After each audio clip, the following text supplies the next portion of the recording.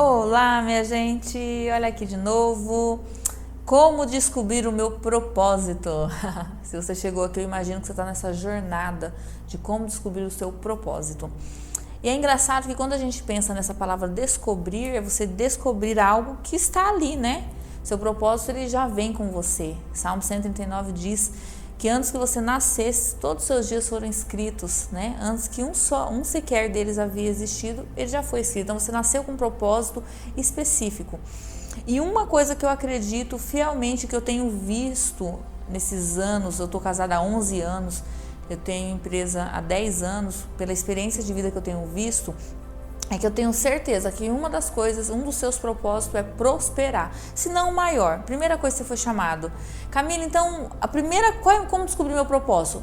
Tenha certeza, foi para prosperar. Seja no seu casamento, seja nos seus negócios, seja se você é funcionário de uma empresa, saiba que tem como sim, mesmo ser funcionário, empreender dentro desse negócio, crescer, seja nas suas relações com amizade, seja no seu autoconhecimento. Você prosperar em qualquer área. O que é prosperidade? Não é o que de repente quando eu falo prosperidade vem na sua mente muito dinheiro, carrão, ficar multimilionário. Não é sobre isso.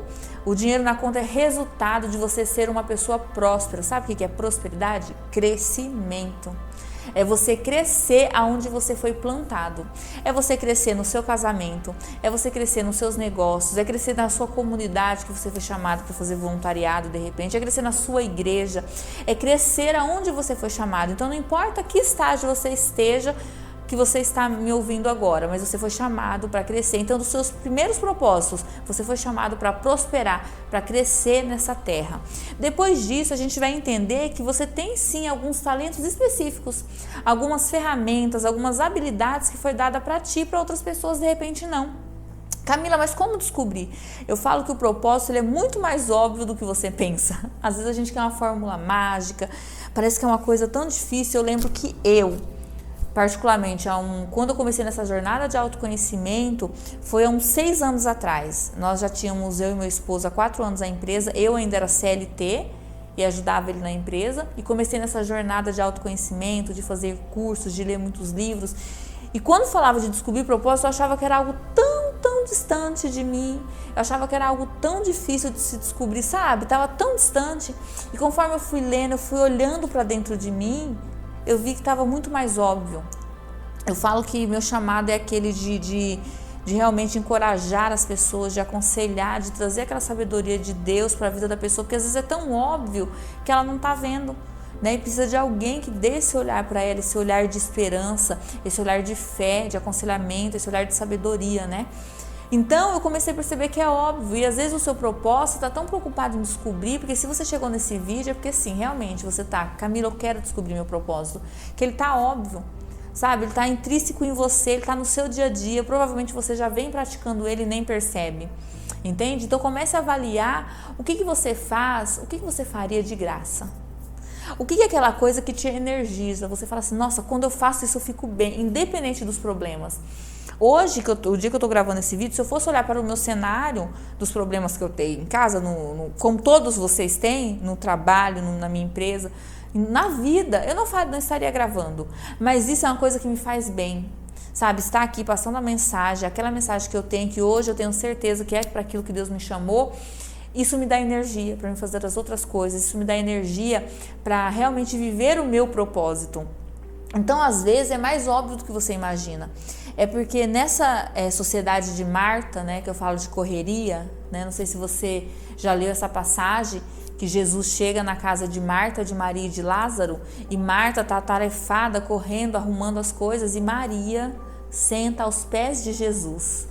Maria senta para ouvir o mestre, Maria senta para aprender mais dele. E Maria está atribulada e Marta, né? Está atribulada, correndo, resolvendo. Não que ela não estava errada, ela estava ali querendo preparar a mesa, arrumando a casa para receber as visitas. A minha linguagem do amor é essa. Eu gosto de fazer para as pessoas. Eu gosto de sempre estar preparando. É difícil mesmo, porque é o nosso prazer. A gente quer estar sempre em movimento para ajudar o próximo. Então eu te entendo se você está me ouvindo e falando, mas eu sou assim. Só que o problema é que a gente precisa entender o tempo das coisas, as estações. Temos a estação sim de estar como Marta, mas hoje No mundo em que vivemos, nessa sociedade, nós precisamos estar mais vezes no dia como Maria, aos pés de Jesus para escutar aquilo que Ele tem, sabe? E às vezes a gente quer que o outro seja igual a nós. A questão de Marta não era só que ela estava ali querendo fazer as coisas, a questão é que ela foi até Jesus e disse: Jesus, não te incomoda que Maria fique aí e eu aqui atribulada? Jesus disse: eu não. O que importa é que Maria escolheu a boa parte.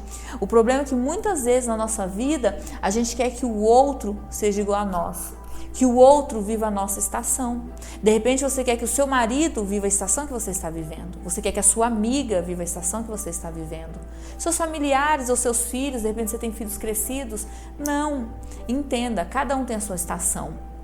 E Maria escolheu estar aos pés de Jesus.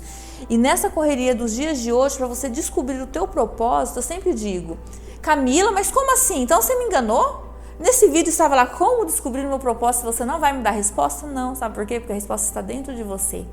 Quando você olha para você, você começa a entender que você tem um ser maior que você, que é Deus, o teu Pai, teu Criador, Jesus, que deu a vida por você na cruz. E você começa a entender que Ele sabe o seu propósito, sabe? Que Ele sabe para que Ele te chamou.